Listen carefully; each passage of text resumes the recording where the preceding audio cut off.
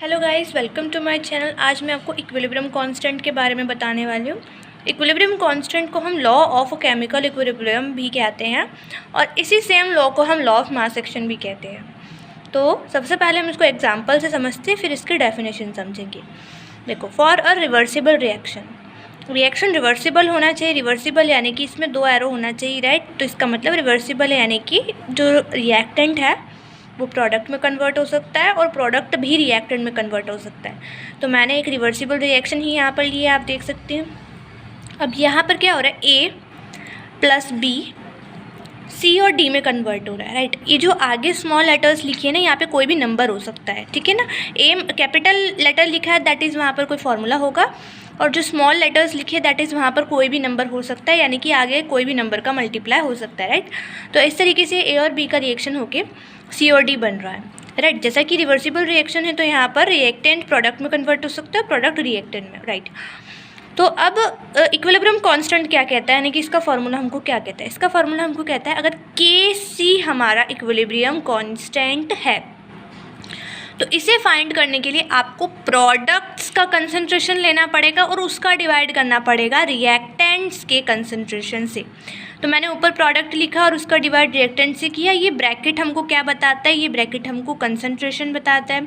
Concentration का क्या मतलब होता है, कंसंट्रेशन का मतलब होता है अमाउंट, ओके।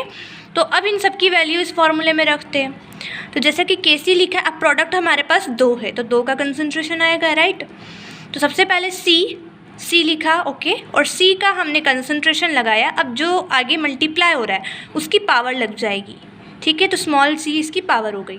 इस तरीके से एक और हमारा जो है प्रोडक्ट है जिसका नाम है डी, तो डी लिखा और उसकी कंसंट्रेशन लगाई, ठीक है, और उसकी पावर स्मॉल डी, जो कि कोई भी नंबर हो सकता है या कोई भी कांस्टेंट हो सकता है।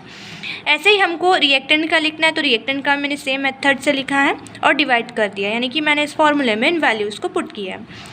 केसी क्या है, केसी यहाँ पर इक्विलिब्रियम कांस्टेंट। बस इतनी सी चीज़ को हम क्या बोलते हैं, इतनी सी चीज़ को हम इक्विलिब्रियम कांस्टेंट कहते हैं, ठीक है।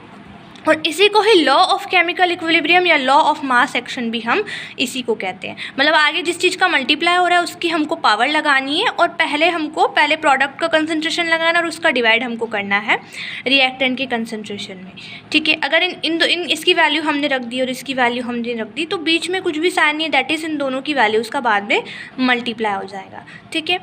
अब आगे चलते हैं, अब इसकी डेफिनेशन। तो आई होप इतना समझ में आ गया होगा। अब इसकी डेफिनेशन ये लिखी है, तो आप इसको नोट भी कर सकते हैं। तो ये जो मैंने ऊपर एक्सप्लेन किया यही है कि एट अ गिवन टेम्परेचर, यानी कि टेम्परेचर कांस्टेंट होना चाहिए, the product of concentration, product का मतलब क्या हुआ, प्रोडक्ट यानी कि multiply, product of concentration of the reaction products, यानी कि पहले कंसंट्रेशन ऑफ किसका होगा, प्रोडक्ट्स होगा, raise to the respective stoichiometric coefficient.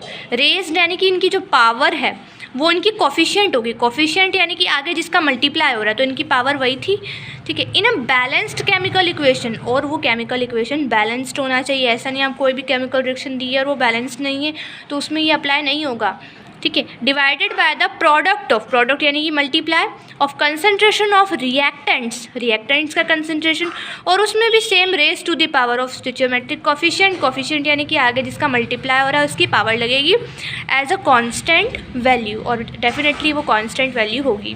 तो आई होप आपको ये क्वेश्चन समझ में आ गया है। आप अपने डाउट्स कमेंट कर सकते हैं और जिस टॉपिक पे वीडियो चाहिए वो भी कमेंट कर सकते हैं। Thank you so much for watching my video.